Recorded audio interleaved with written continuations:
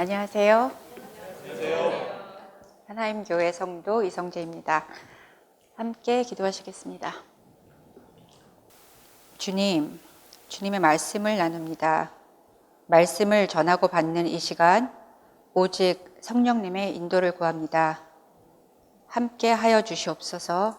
예수님의 이름으로 기도드립니다. 아멘. 오늘 함께 볼 말씀은 마태복음 7장 28절부터 8장 4절까지의 말씀입니다. 제목을 천국의 삶으로 잡아보았습니다. 이 본문 내용은 회개하라, 천국이 가까웠다, 돌이켜 들어오라는 산상수훈의 말씀이 끝나고 천국의 삶은 어떤 모습인지를 보여주는 말씀의 첫 부분입니다. 이번 주의 본문을 시작으로 9장까지 말씀을 통해서 천국의 회복과 변화된 모습들을 볼 수 있습니다.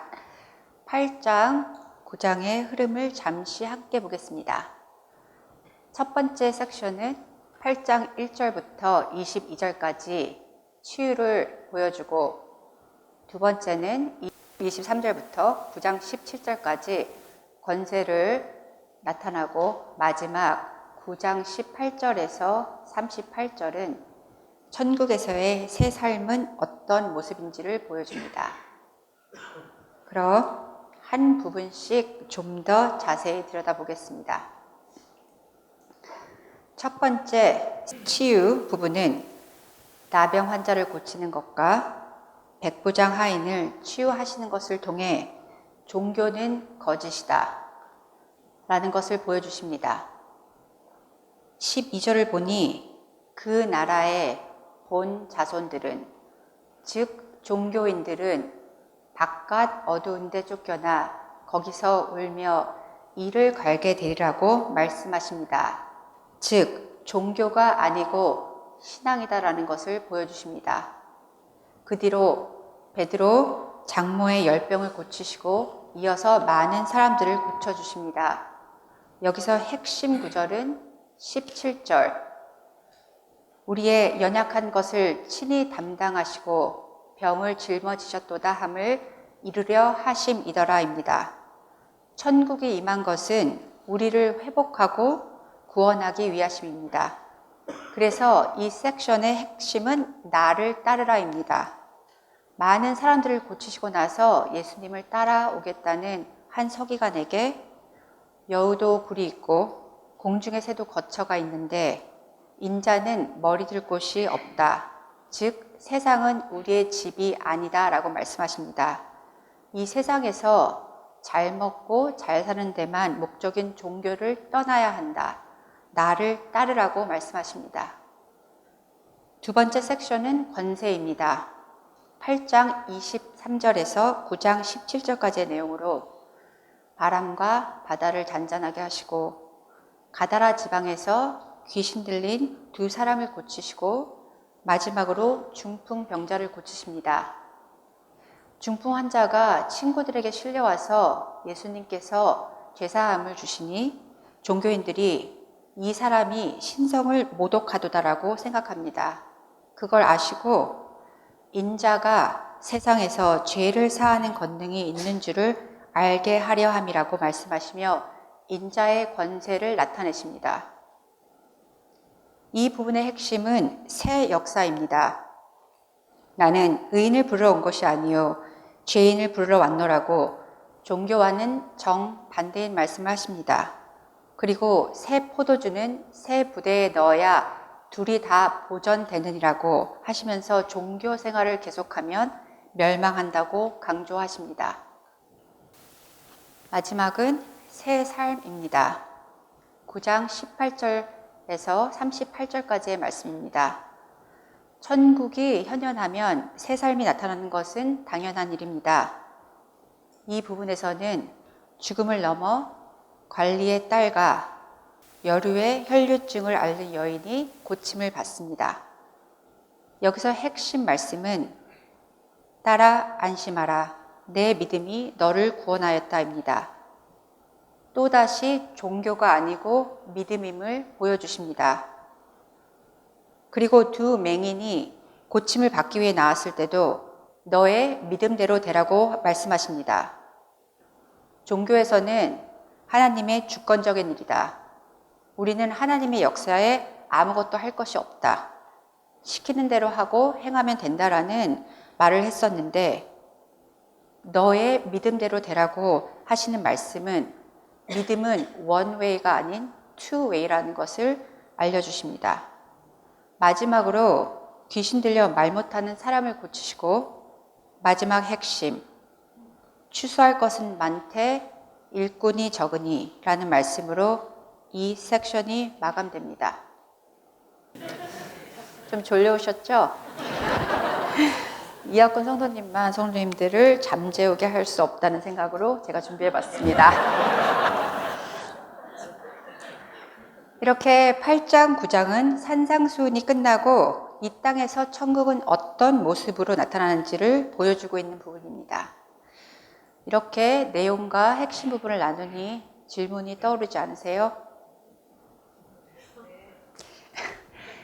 예, 이런 질문이 떠오르리라 믿으며 다 머릿속에 이 질문을 생각하고 계셨으리라 믿으며 같이 질문을 읽어보겠습니다. 도래된 천국에서 우리는 무엇을 하나요?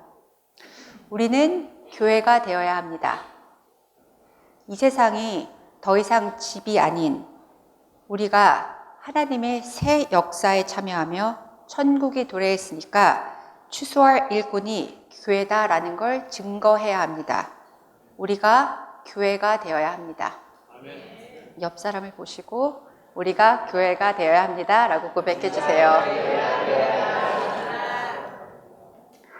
8장 9장을 통해 마태가 정작 하고 싶었던 이야기는 그들이 목숨보다 소중하게 여겼던 종교는 신앙이 아니다, 믿음이 아니다 였습니다. 야훼 종교는 BC 586년에 멸망을 했는데 포로지에 가서도 계속 종교 생활을 하는 백성들을 보시고 AD 70년에 성전 종교를 완전히 멸망시켰습니다. 하지만 그 뒤 랍비 유대교로 변해서 아직까지도 이 땅에서 많은 악한 일들을 하고 있는 종교인들의 모습을 볼 수 있습니다. 또 다른 마태가 하고 싶었던 이야기는 이제 은혜의 시대가 출발되었다입니다. 죄인을 구원하시러 육체로 오신 하나님이 바람과 바다를 다스리시고 죄사함을 이루신다는 것입니다. 여기서 우리가 스스로를 말씀에 비추어 돌아봐야 할 것 같습니다. 나는 여전히 종교에 머물러 있는가?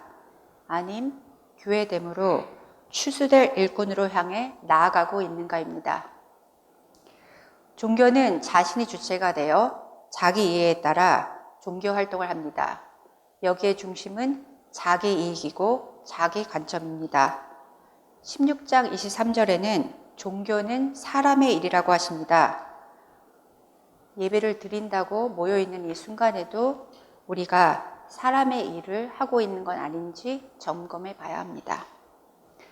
그럼 믿음은, 신앙은 무엇일까요? 하나님이 이루시는 역사를 보고 그 인도를 따르는 것입니다. 그 인도에 붙들림 받는 것입니다. 하나님의 관점으로 보는 것입니다. 16장 24절에는 누구든지 나를 따라오려거든 자기를 부인하고 라고 말씀하십니다. 나의 것을 포기하지 않고 하나님의 인도하심에 아무런 상관없이 나의 생각대로 하는 종교 활동은 신앙이 아님을 다시 알려주십니다. 오늘 본문은 산상수훈이 마감되고 예수님께서 산에서 내려오시면서 행하여지는 예수님의 치유 사역들 중 첫 번째 나병 환자를 고치시는 이야기를 담고 있습니다. 28절과 29절은 산상수훈이 마감되는 부분이고 8장 1절부터 4절까지는 예수님이 나병 환자를 치유해 주신 이야기입니다.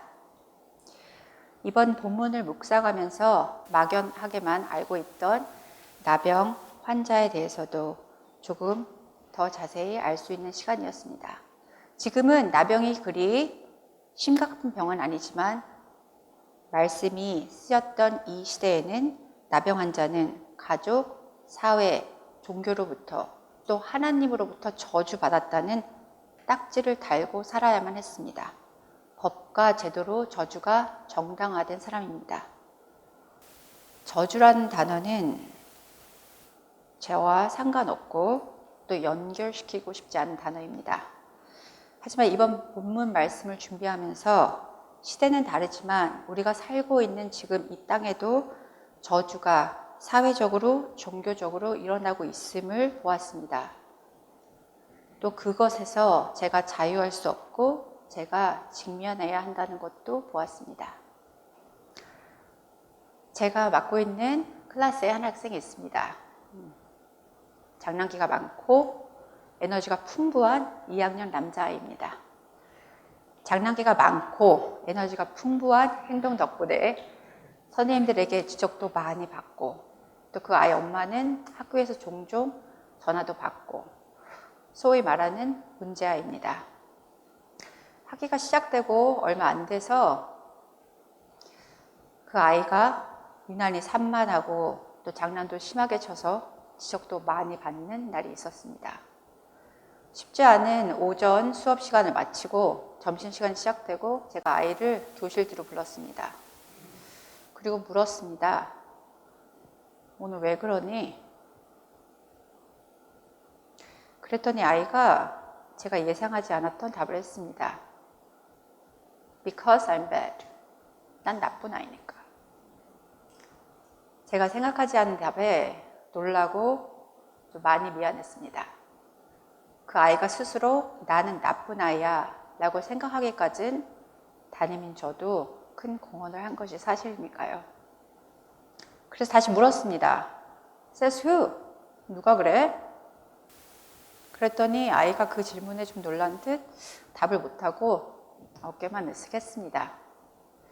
아무도 그 아이에게 넌 나쁜 아이야 라고 얘기하지 않았지만 맨날 혼나고 또 지적받는 그 시간들을 통해 난 나쁜 아이야. 그러니까 내가 혼나는 건 당연한 일이야 라고 생각하게 됐겠죠.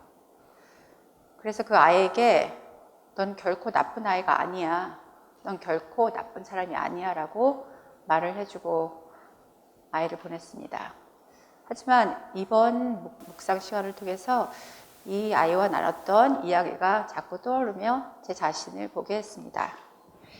내가 누군가를 판단하고 정죄하는 것이 또 그 누군가에게는 또 다른 저주로 평생을 따라다닐 수 있다는 것을 말씀을 통해서 알려주셨습니다. 7장 28절을 같이 읽을까요? 이 말씀을 마치시매 우리들이 그의 가르침에 이 논란이의 원어는 ekpleiso입니다. 놀람을 넘어 경탄하다, 경이로움에 충격을 받다라는 의미를 가진 단어입니다. 태어날 때부터 장님이었던 사람이 눈 이식 수술을 받고 눈을 처음 떴을 때 느끼는 경이로움이 아닌가 싶습니다. 또 다른 예를 들자면 허리가 안 좋은 남편이 수술을 하고 허리가 좋아졌을 때 느끼는 놀라움이 아니라 허리가 튼튼한 새 남편을 만났을 때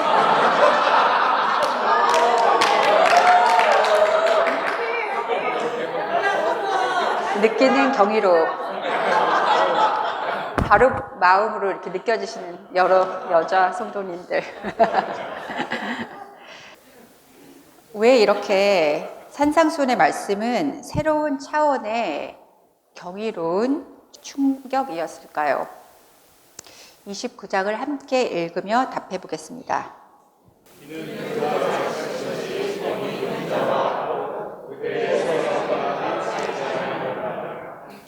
여기 권위의 원어는 엑수시아라는 단어인데 성경에서 쓰일 때는 신적 권위를 보여줄 때 쓰여지는 단어라고 합니다.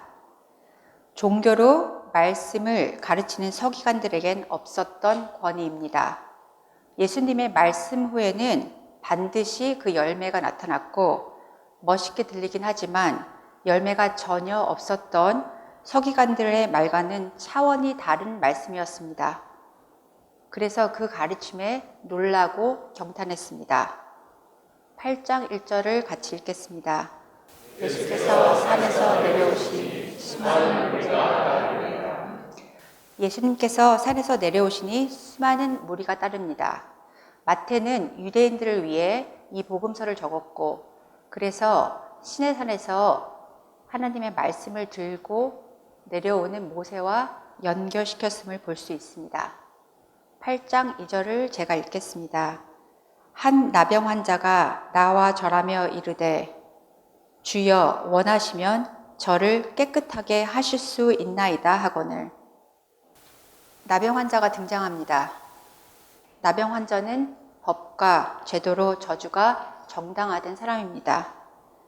레위기 13장은 나병 환자를 진단하고 규정하는 법들이 자세히 적혀 있고 45절, 46절에는 나병 환자는 옷을 찢고 머리를 풀며 윗 입술을 가리고 외치기를 부정하다, 부정하다 할 것이요 병 있는 날 동안은 늘 부정할 것이라.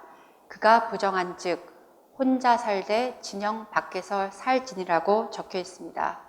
이 말씀에서 보면 알 수 있듯이 나병 환자는 병이 있는 한 부정한 사람입니다.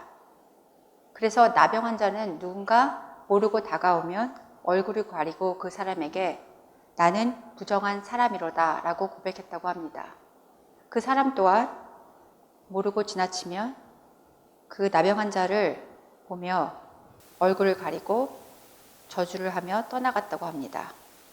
사회적으로, 종교적으로 저주받은 생명입니다. 그런데 그가 주님께 나와서 절합니다. 원하시면 저를 깨끗하게 하실 수 있나이다라는 나병 환자의 고백이 눈에 띄었습니다.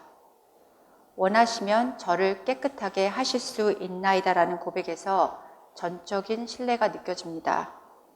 이 말을 다르게 표현하면 원하시지 않으면 저를 깨끗게 안 하셔도 됩니다입니다. 즉 치유의 열쇠가 주님께 있음을 믿고 그 결과 또한 무한 신뢰로 받아들이는 가슴이 저를 멈추게 했습니다. 그리고 질문해 보았습니다. 나의 기도에는 이런 신뢰와 믿음이 있는가? 이런 질문을 스스로 하며 머리를 쥐어짜며 말씀을 준비하고 있는 날이 남편이 허리 수술하기 바로 전날이었습니다. 아파서 누워있는 남편을 보며 제 머릿속으로 이 기도 고백을 해봤습니다. 주님 원하시면 남편의 허리를 깨끗하게 하실 수 있나이다. 하지만 저의 약한 믿음으로는 뭔가 불안한 고백이었습니다. 만약에 안 고쳐주시면 어떡하지? 그래서 옆에 누워있는 남편에게 직접 물어봤습니다. 당신도 이렇게 구할 수 있을 것 같아? 주께서 원하시면 저를 깨끗하게 하실 수 있나이다 라고 고백할 수 있을 것 같아? 근데 예수님이 만약 난 원하지 않는다 라고 대답하면 어떡해? 그랬더니 표정은 아파 죽겠다는 표정인데 예상 밖의 대답을 했습니다. 나야 그게 하나님의 뜻이라면 하나님의 때까지 기다려야 하지 않을까? 그날 진동제를 너무 많이 먹고 있어서 제정신이 아니었던 것 같습니다. 그래서 제가 그러세요 하면서 말을 끝냈지만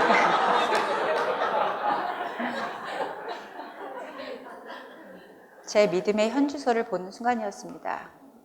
내가 원하는 것만 들어주었으면 하는 마음, 내 생각을 따라 바라고 구하는 저의 모습을 보았습니다. 이런 저의 고백과는 정반대의 고백을 한 이 나병 환자는 예배가 무엇인지를 보여주고 있습니다. 절하며, 원어로 프로스쿠네요 라는 이 단어는 마태복음에 13번이나 쓰여졌고 신약 성경에서 예배라고 번역되는 단어 중 가장 많이 사용되는 단어라고 합니다. 그 의미는 절하다, 경배하다, 엎드리다, 굴복하다, 순종하다입니다. 프로스쿠네요. 예배는 이 나병 환자가 보여주는 것처럼 세상 종교의 정당화된 저주를 거부하고 긍휼의 하나님께로 나오는 것입니다.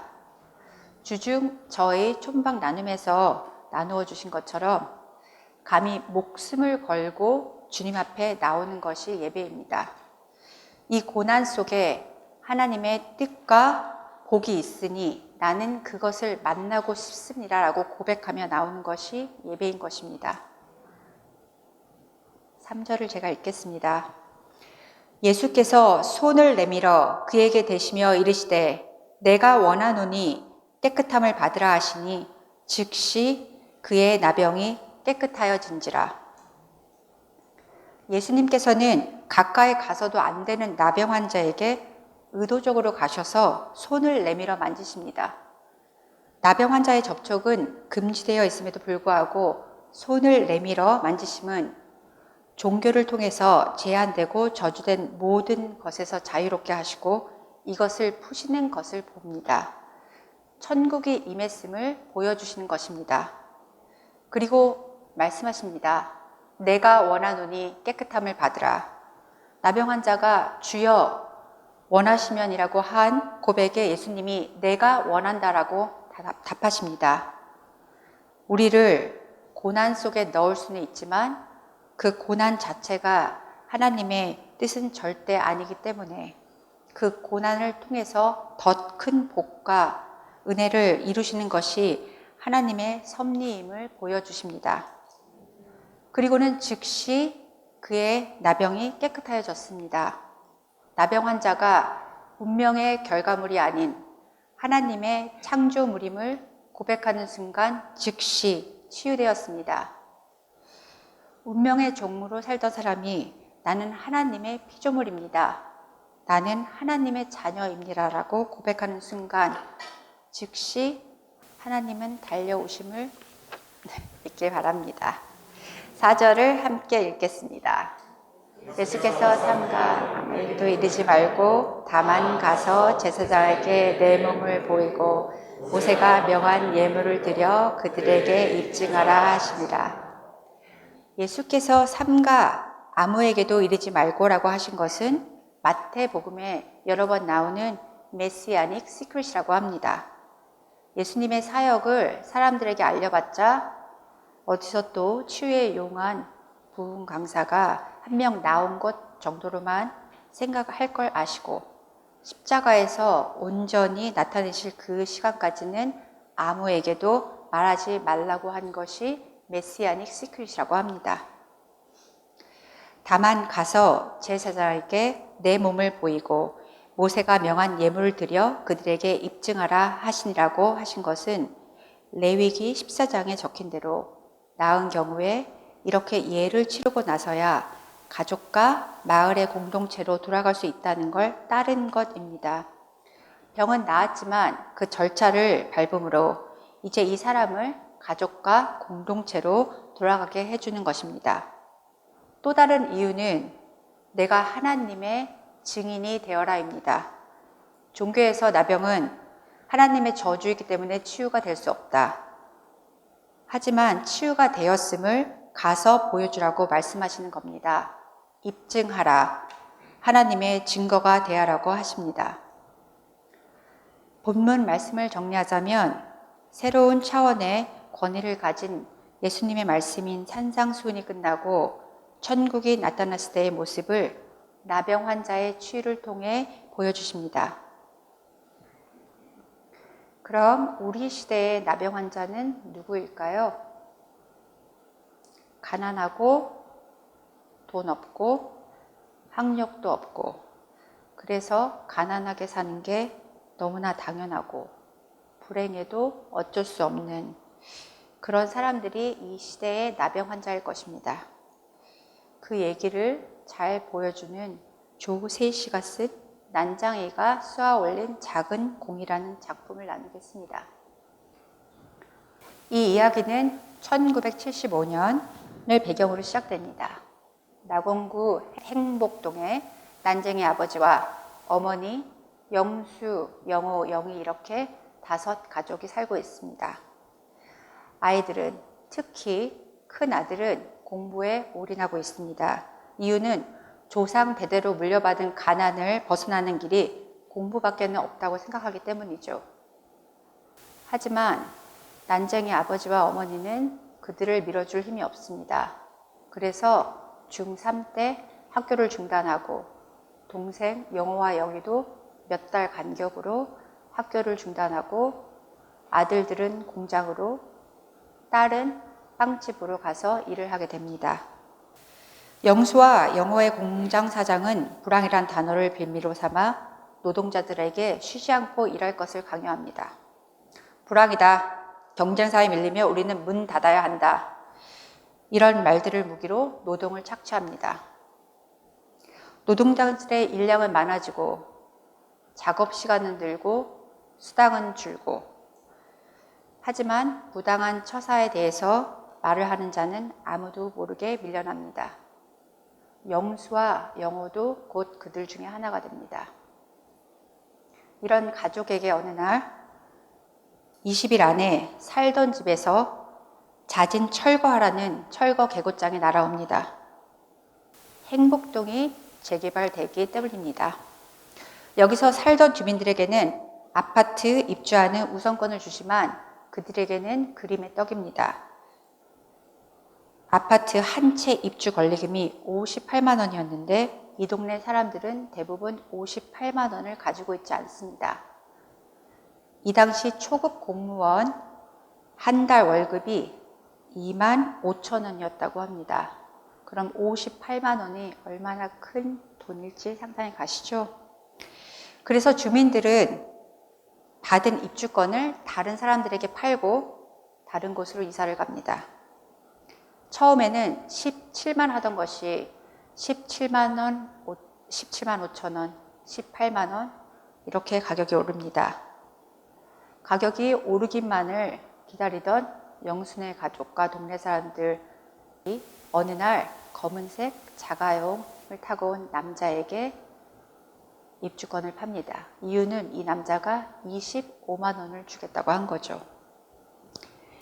그래서 이렇게 난쟁이 아버지 생에 유일하게 나의 것이라고 할 수 있는 직접 벽돌로 시멘트 사다가 발라서 만든 무허가 판잣집마저 빼앗기게 됩니다.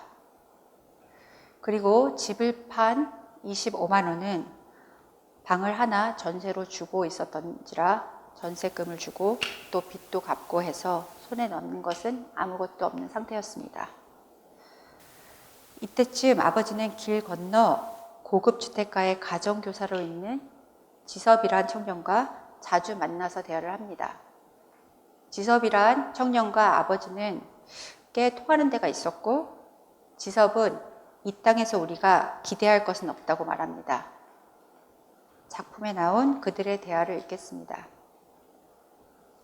사람들은 사랑 없는 욕망만 갖고 있습니다. 그래서 단 한 사람도 남을 위해 눈물 흘릴 줄 모릅니다. 이런 사람들만 사는 땅은 죽은 땅입니다.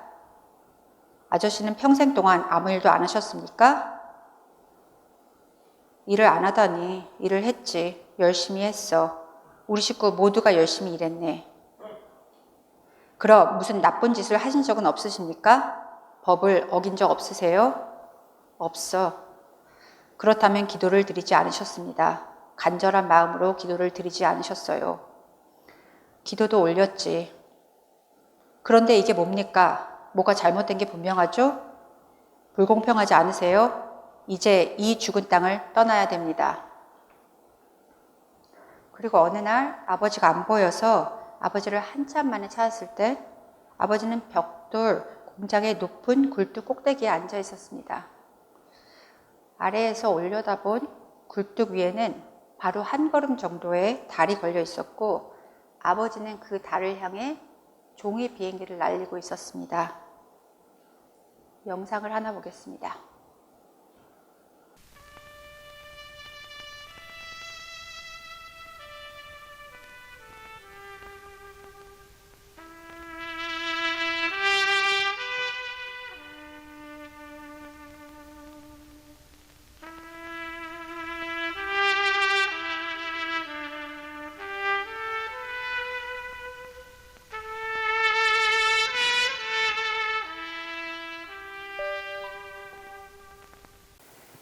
난쟁이 아버지가 유일하게 높이 올라갈 수 있는 곳이 이 굴뚝 위였습니다. 그리고 이 땅에서 그가 누릴 수 있는 유일한 자유였습니다. 종이 비행기는 마음껏 신나게 날아가지만 그의 삶에는 마음껏 신나게 할 수 있는 것이 아무것도 없음을 보여주는 상징적인 영상이었습니다.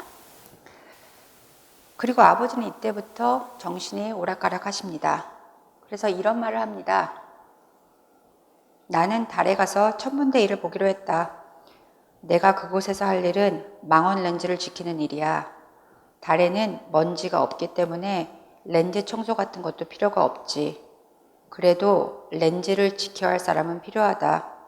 지섭이 미국 휴스턴에 있는 존슨 우주센터에 편지를 냈어. 그곳 책임자인 로스 씨가 답장을 보내올 거야. 내후년에 우주계획 전문가들과 함께 달에 가게 될 거야. 이렇게 황당한 아버지의 말을 믿지 않던 아들에게 아버지는 새 구슬송을 쏘아서 달나라까지 가는 걸 보여준다고 합니다. 달에 가는 길이 있고 그곳에 가면 내가 할 일이 있다고 증명해주고 싶은 말이었습니다. 너무나 절망적이고 고통스러운 현실을 감당할 수 없기 때문에 현실과 헛된 꿈을 분간하지 못하는 아버지의 모습입니다. 가난은 나태함과 무능의 결과이며 열심히 일하면 잘 살 수 있다. 이것이 작품이 쓰였을 당시 경제개발 5개년 계획의 슬로건이었다고 합니다. 이 문구를 얼핏 보면 사실인 것 같지만 현실은 노동 착취로 인해 일을 해도 가난을 벗어날 수 없습니다. 자본주의의 구조적 결함이 그 밑에 깔려 있습니다. 거기에 하나 더, 이 아버지는 세상이 곱게 보지 않는 신체적 결함까지 있습니다. 아들 영수가 말합니다. 사람들은 아버지를 난장이라고 불렀다. 사람들은 옳게 보았다. 아버지는 난장이었다. 불행하게도 사람들은 아버지의 한 가지만 옳게 보았다. 그 밖의 것들은 하나도 옳지 않았다. 난장이라는 육체적인 한계만으로 그 사람을 평가하고 절대화하는 시선은 분명 저주입니다. 만약 이런 난장이가 우리 곁에 있다면 더 도와주고 나누며 함께 즐거워할 수 있는 것이 축복의 기회일 것입니다. 하지만 그를 난장이로만 보고 그가 가난하고 힘없이 사는 것이 당연한 것으로 바라본다면 축복의 기회를 저주로 만드는 것입니다. 이렇게 집을 빼앗긴 상황에서 영희가 사라집니다. 식구들은 영희가 어디로 갔는지 알 수 없지만 사실은 그 검은색 자가용을 타고 온 25만 원을 주고 입주권을 샀던 남자를 따라간 거였습니다. 그 남자는 29살에 잘 나가는 부동산 업자의 아들이었습니다. 영희는 입주권을 되찾기 위해 17살의 순수한 몸과 영혼을 팝니다. 그의 비서로 동거인으로 그의 아파트에서 지내며 입주권을 되찾을 기회를 엿봅니다. 어느 날 금고 속에 그 입주권과 돈이 있는 걸 알고 비밀번호를 알아내어 자기 집에 입주권과 소송할 수 있는 돈을 가지고 훔쳐가지고 나옵니다. 도망쳐 나와서 동사무소에 가서 새로 지어질 아파트 입주 등록을 하고 아버지가 그렇게 아끼던 집을 찾았다는 기쁨으로 집으로 돌아옵니다. 하지만 아버지는 종종 종이 비행기를 날리던 그 굴뚝위에서 떨어져 죽은 것으로 이야기는 마감됩니다. 영상을 하나 보시겠습니다. 다음 분 오세요.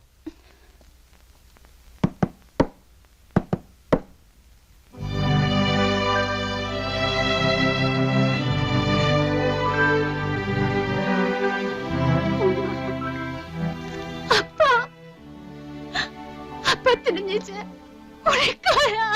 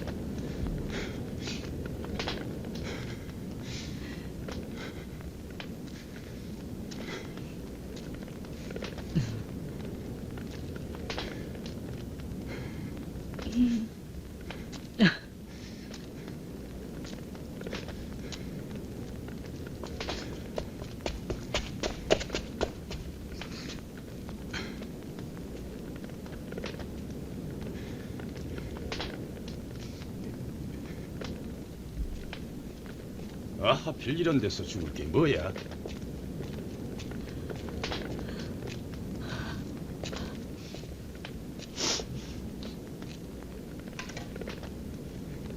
난장이 아니야? 난쟁이가 어쨌다는 겁니까? 이분은 내 남편이고 삼남매 아버지예요. 당신들의 도움은 필요 없어요. 난장이가 쏘아 올린 작은 공이란 책과 영화를 처음 접하고 이렇게 나누기까지 저에겐 쉽지 않은 시간이었습니다.